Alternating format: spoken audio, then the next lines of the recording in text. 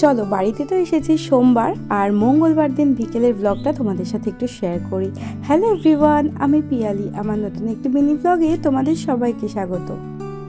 দুপুরবেলায় খাওয়া দাওয়া করে একটু শুয়েছিলাম ঘুমাবো বলে, তবে ঘুম টুম তো হয়নি, ওই ফোন টোন ঘেটে আবার 3:30টার দিকে উঠে পড়েছিলাম। তারপর দেখলাম আকাশটা হালকা হালকা মেঘলা।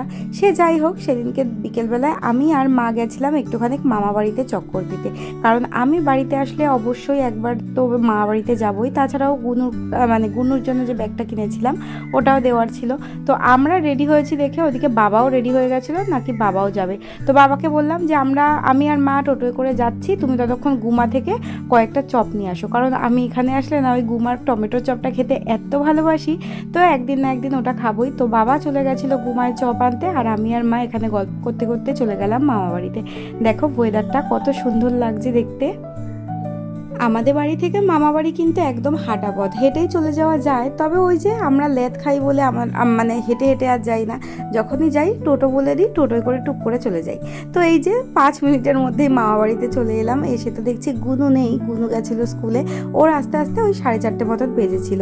আর সোনাই তো বারান্দাতেই বসেছিল, আমাদেরকে দেখে অবাক, কারণ সোনাই জানতোই না যে আমরা যাব হুট করে। তো এখানে বসে বসে অনেকক্ষণ ওয়েট করলাম কখন গুনু আসবে, কখন গুনু আসবে। ওদিকে মা পড়ে গেছিল একটা চুড়িদার, হঠাৎ করে সোনাইয়ের কাছে এই চুড়িদারের মানে এই 2 পিসটা ছিল, সোনাই মাকে বের করে দিতে বললো মামুনিকে। তো মামুনি আবার এটা বের করে দিল। সোনাই বলছে যে সোনাই তো বাড়ি থেকে খুব একটা বেরোয় না, কবে বেরোবে কবে পরবে, সেই তো চুড়িদারটা পরেই থাকবে, ওই জন্যে মাকে পরতে দিয়েছে। আর এদিকে মার গায়ে এটা মানে বেশ ভালোই ফিট হয়ে গেছে বলে ব্যাস মা এটা পরেই বসে রইলো, আর এটা খুললেও না, এটা পরেই আবার বাড়িতে চলে এলো। আমরা তো রীতিমতো হাসছি যে তুমি অন্তত চেঞ্জ তো করো, যেটা পরে এলে সেটা পরো। যে না, নতুন ওটা পড়েছে, ব্যাস ওটা পরেই মা থাকলো। এদিকে গুনু স্কুল থেকে চলে এসেছে, আর ওই দূর থেকে জানলার ফাঁক দিয়ে আমাকে দেখে ওর তো সে কি আনন্দ।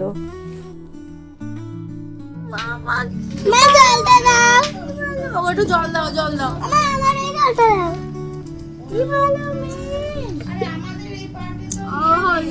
কত জল চেষ্টা পেয়েছে। তারপর গুনু ওখানে হাত মুখ ধুয়ে চলে এসেছে আমার কাছে, আর ওকে তো ওর ব্যাগটা দিয়েছি, আর ও ব্যাগের মধ্যে বেশ এতগুলো চকলেট দেখে বেশ খুশি।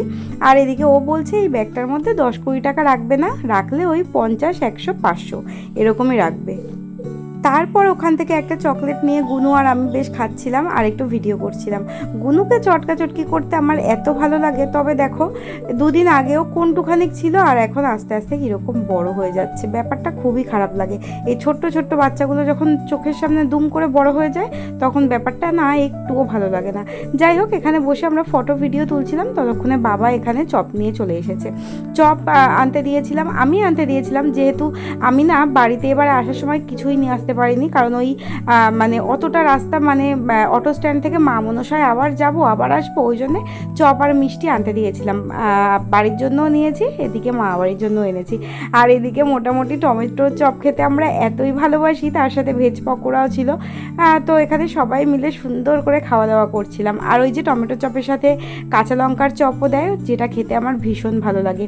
তবে জানো তো, এই চপগুলো খেতে গুণও এখন শিখে গেছে, মানে হালকা হালকা এইসব চপে ঝাল থাকে, তাও কিন্তু ও একটু একটু বড় হচ্ছে, তো ওর মুখে টেস্ট হয়েছে, তো বেশ মজা করেই খায়। আর এদিকে আমি কাঁচা লঙ্কার চপটা আগে খাচ্ছিলাম, আমার ভীষণ ভালো লাগে। আমি আর মা একসাথে মামা বাড়িতে এলে এত কিচিরমিচির হয় সেটা আর বলার কথা না, মানে আমাদের বকবকের ঠেলায় আর হাসির ঠেলায় মানে সারা বাড়ি মনে হচ্ছে কেঁপে যায়। যাই হোক, এখানে এইসব চপচাপাটি খেতে না খেতেই আমি যে মিষ্টি আনিয়েছিলাম সেই মিষ্টিটাও মামুনি নিয়ে চলে এসেছে। মোটামুটি সেদিনকে কিছুই ছাড়িনি, ওই মিষ্টি ভালো না খেলেও কি হয়েছে, সেদিনকে একটা করে মিষ্টি নিয়েছিলাম। আর এই মিষ্টিটা বেশ ভালো খেতে, জানো তো, এটা গুমা থেকে আনা, এই মিষ্টিটার নাম মৌচাক। তো গুনু একটা নিল, আমিও একটা নিলাম, বেশ সুন্দর খেতে, খুব একটা রসালো না কিন্তু বেশ সুন্দর। তো এখান থেকে মানে একটা থালার মধ্যেই মামুনি এখানে দিয়ে যাচ্ছিল, আর আমি আর গুনু ভাগযোগ করে খাচ্ছিলাম। আর বাবা তো তখন এইসব মানে টমেটো চপ বা এইসব কিছুই খায়নি, কারণ বাবার তো মঙ্গলবারে নিরামিষ ছিল। তো মামা স্কুল থেকে আসার সময় আবার নিরামিষ এই খাস্তা কচুরি আর সিঙ্গারা এনেছিল, সেখান থেকে বাবাকে দিয়েছিল। এই খাস্তা কচুরিটা আমার না খুব একটা ভালো লাগে না, যাই হোক তাও এনেছে যখন, আজকে মানে সেদিনকে আমরা কিছুই ছাড়িনি, আমি আর গুনু এটাকে হাফ হাফ খেয়েছিলাম, যদিও আমরা হাফ হাফ করে খেয়েও পুরোটা খেতে পারিনি। যাই হোক, এইখানে খাওয়া দাওয়া কমপ্লিট করে এখানে বিপত্তারিণীর তাগা আমাকে সোনাই সোনাই বেঁধে দিচ্ছিল। আগে তো পুজো হলেই কখন তাগা বাঁধবো সেই নিয়ে একটা হুলস্থুল কাণ্ড, কিন্তু এখন দেখো সেই সব তাগা বাঁধার যে আনন্দ সেইটাই যেন কোথায় হারিয়ে গেছে। যাই হোক, এখানে অনেক খুঁজে টুজে সোনাই কোথা থেকে 3টে তাগা নিয়ে এসেছে, একটা আমার হাতে বেঁধে দিয়েছে আর দুটো আমাকে দিয়ে দিয়েছে। আমি নিয়ে যাচ্ছিলাম, একটা বাপনের জন্য আর একটা আমার শ্বশুরমশাইয়ের জন্য। তারপর এখানে আমরা বাড়ি চলে আসবো, তার আগে মামুনি একদম গরম গরম দুধ চা করে এনে দিল, সেটাও খেয়ে নিলাম। মোটামুটি খেতে খেতে ওখানেই অর্ধেক পেট আমাদের ভরে গেছিলো। আর এই যে এদিকে সোনাই সন্ধে টন্ধে দিয়ে সব ফুল টুল নামিয়ে নিয়েছিল, আমি একটু ভিডিও করে নিলাম।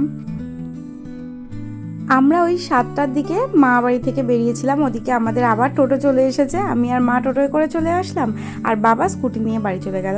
আর যেহেতু টোটো এসেছে, আমরা না ওই উল্টো দিকের রাস্তা ঘুরে ঘুরে বাড়িতে গেছি। টোটোই যেহেতু এসেছে ওই জন্য আমরা একটু ঘুরে ঘুরেই যাই, সেই মনে করেই আর কি গেলাম। আর তারপর তো এখানে দেখলাম মামাবাড়ির এখানে যে কালীকোটা আছে, যেখানে দুর্গাপুজো হয়, সেই কালী মন্দিরে কি সুন্দর ঠাকুর বানানো চলছে।